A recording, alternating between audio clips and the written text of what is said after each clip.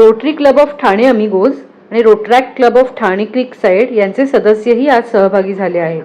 समर्थ भारत व्यासपीठ, आई फाउंडेशन, शिवभक्त प्रतिष्ठान, आधारेखा प्रतिष्ठान, Ghodbunder cyclist group या सर्वांनी आम्ही स्वच्छ भारत आणि सुंदर भारत या एका संकल्पनेच्या अंडर इंटरनॅशनल कोस्टल क्लीनअपच्या अलाइनमेंटच्या हिशोबाने आज गायमुख चौपाटी येथे स्वच्छता अभियान राबवत आहोत. निसर्गाने परिपूर्ण असलेले ठाणे शहर कार्यकर्त्यांनी देखील बहरले आहे.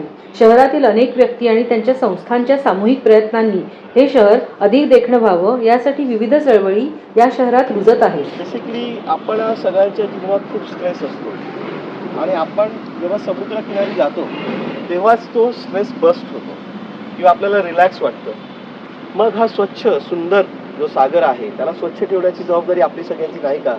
पर्यावरणात कृतीपूर्व योगदान देत असलेली ही मंडळी सामूहिक प्रयत्नांनी अनेक उपक्रम यशस्वी करण्यासाठी सतत झटत असतात. मग इथे प्लास्टिकचा कचरा म्हणा किंवा इतर गोष्टी ज्या आपण टाकतो त्या चांगला आहे का याचा आपण सगळ्यांनी आता विचार करायची गरज आहे.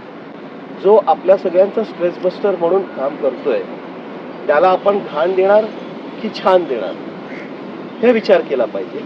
आणि त्या एका उपक्रमाची एक जागरूकता निर्माण करण्यासाठी आज आम्ही हा उपक्रम राबवत आहोत.